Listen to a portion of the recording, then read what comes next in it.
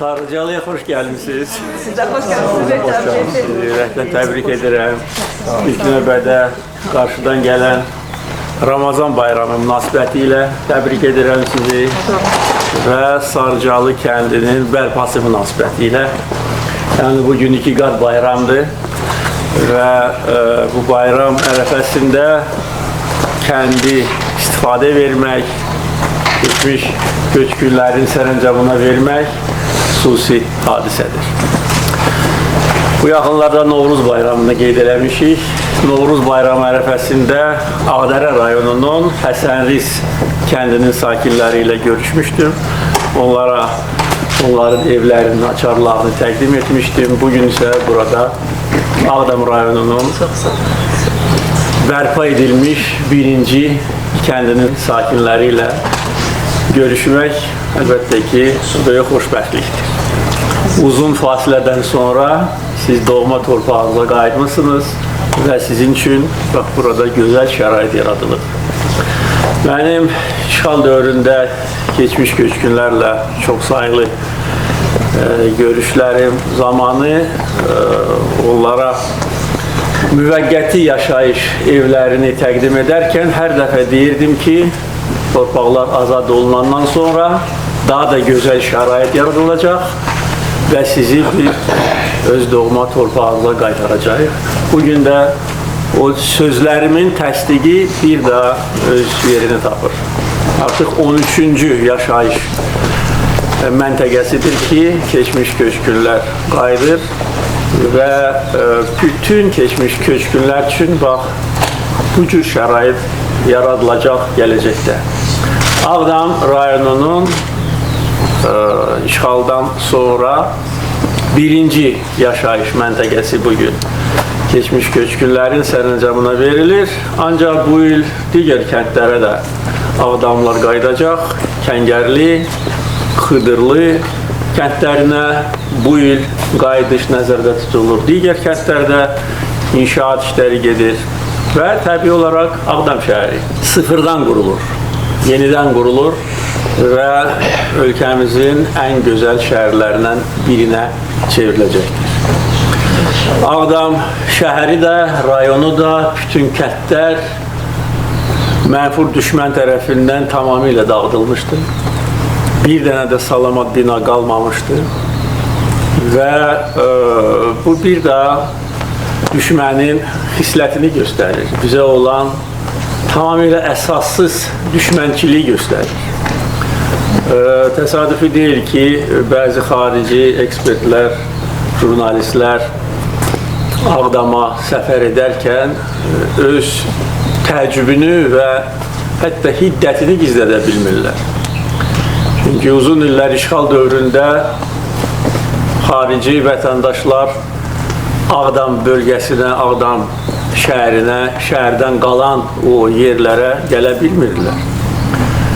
İşğala son qoyulandan sonra ki, həm Azərbaycan vətəndaşları, həm xarici qonaqlar gəlməyə başladılar və gördülər ki, biz hansı düşmənlə üz-üzəyik. Yəni, işğal dövründə şəhər tamamilə söküldü, yerlə yeksan edildi və Ağdamı Qafqazın Hirosiması adlandırırlar. Amma fərq ondadır ki, Hirosima atom bombası nəticəsində viran qoyulmuşdur.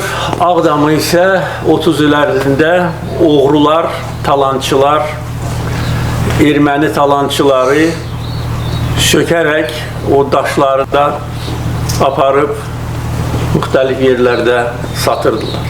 Yəni, bu misli görülməmiş vəhşilikdir. Mən bunu dəfələrlə demişdim. Erməni faşizmi, faşizmin ən yüksək nöqtəsidir. Və biz Ağdamı yenidən quracağıq. İndi quruculuq işləri aparılır, geniş miqyaslı quruculuq işləri. İşğaldan sonraki dövrdə bir çox önəmli infrastruktur obyekti istifadə verilib. İlk növbədə yollar, Ağdam Bərdə yolu yenidən quruldu. Sovet dövründə bu gözəllikdə yol olmamışdır.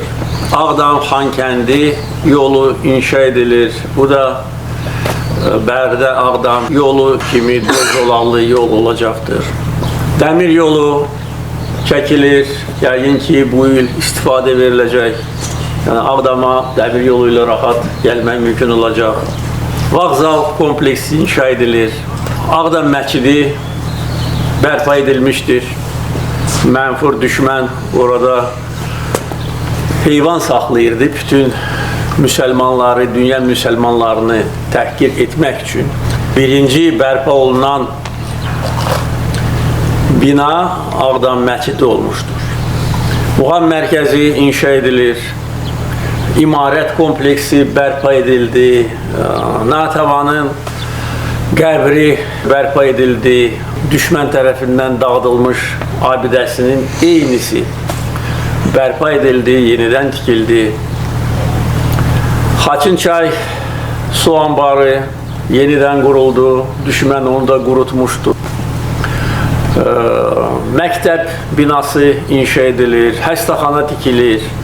Böyük sənaye kompleksi fəaliyyət göstərir, artıq bir neçə müəssisə orada fəaliyyət göstərir və bu Qarabağ, Şərqi Zəngəzur bölgəsinin ən böyük sənaye kompleksi olacaq. Və təbii ki, yaşayış evləri. Bir neçə yaşayış kompleksi inşa edilir. Bu il istifadə veriləcək. Bununla bərabər bölgənin turizm imkanlarını nəzərə alaraq 2 mehmanxana artıq fəaliyyətə başlayıbdır və həm Ağdam, həm Füzuli, həm ətraf bölgələrə xidmət göstərəcək. Belə şəhər biz qururuq.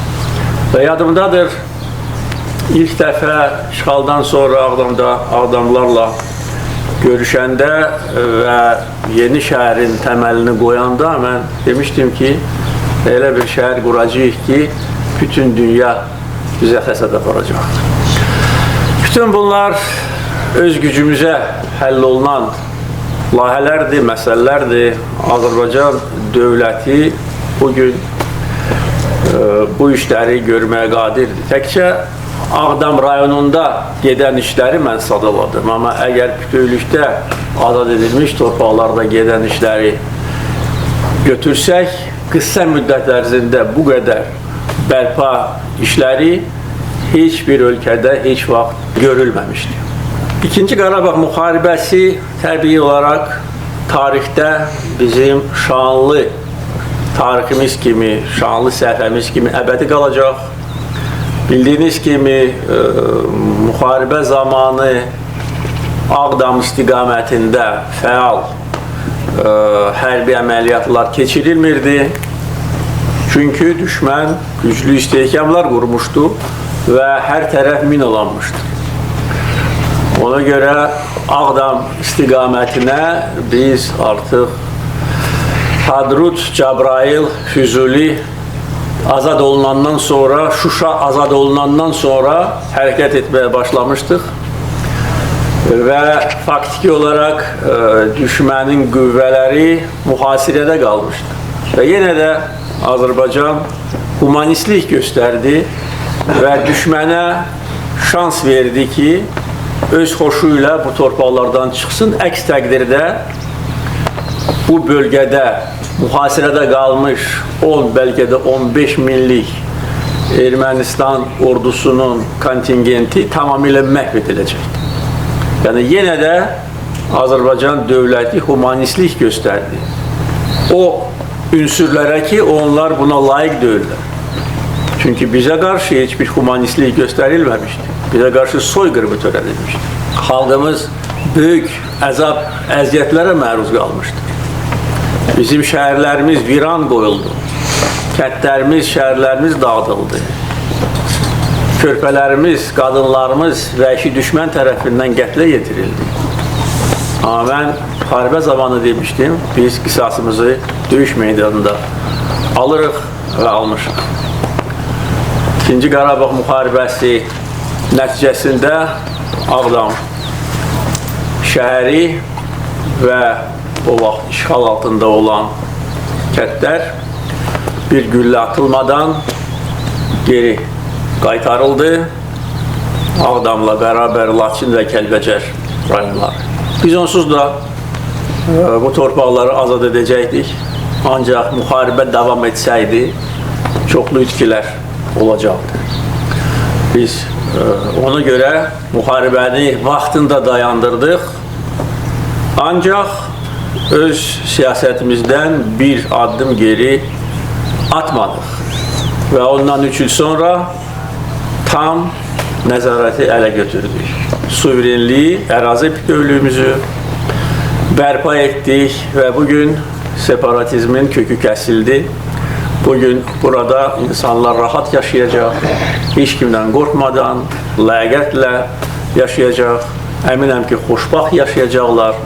Çünki artıq həm torpaqlar geri qaytarıldı, eyni zamanda xalqımızın milli ləyaqəti bərpa edildi.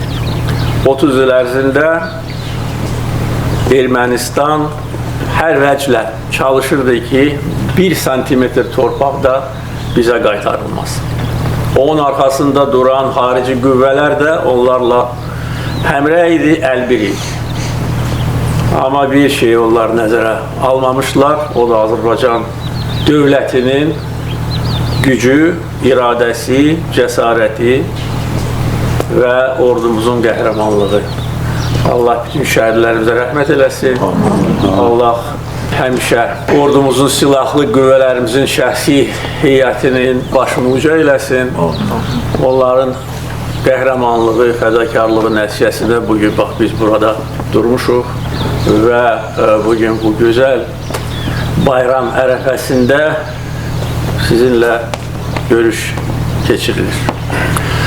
Bundan sonra bərpa işləri davam edəcək. Sarcalı kəndinin sadəcə olaraq birinci mərhələsinin inşası başa çatdı. Burada hazırda 200-dən çox ev var. Amma ikinci mərhələ başa çatandan sonra hardasa evlərin sayı 400-ə çatacaq. Yaşamaq üçün bütün şərait var. Gözəl, yaraşıqlı evlər, elektrik, su, qaz, istilik, gözəl məktəb, uşaq bağçası, tip məntəqəsi, idman meydançası, ictimai xidmət yerləri, hətta bazar kompleksi də var. Evlərin həyatiyani sahəsi də kifayət qədər böyükdür, 12 sot. Eyni zamanda ətraf ərazilərə su veriləndən sonra ətraf torpaqlarda da əkin, biçin işləri aparmaq mümkün olacaq. Sərsəng su anbarı və su qovuşan su anbarı bu imkanını bizə yaradacaq. Sadəcə olaraq vaxtı ilə inşa edilmiş kanallar bərpa edilməlidir. Bu istiqamətdə də iş gedir. Yaxşı bilirsiniz ki, həm Sərsəng, həm su qovuşan su anbarları Ulu Öndər Heydər Əliyevin təşəbbüsü ilə inşa edilmişdir ki, o cümlədən Ağdam və bir neçə ətraf rayon suvarma suyu ilə təmin edilsin. İşğal dövründə düşmən suyumuzu da kəsmişdi.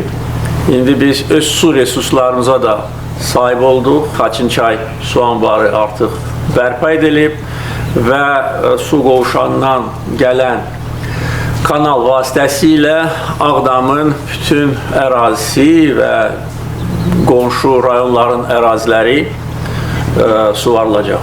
Hardasa 100.000 hektar bugün suvarılmayan torpağa su gətiriləcək.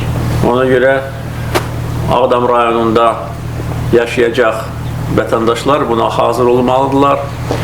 Burada işlə təmin etmək üçün lazım addımlar atılır. Eyni zamanda kənd təsərrüfatı da artıq sahibkarlar tərəfindən də inkişaf etdirilməlidir. Bir daha sizi ürəkdən təbrik edirəm. Can sağlığı arzulayıram. Xoşbaxt yaşayın. Sağ olun.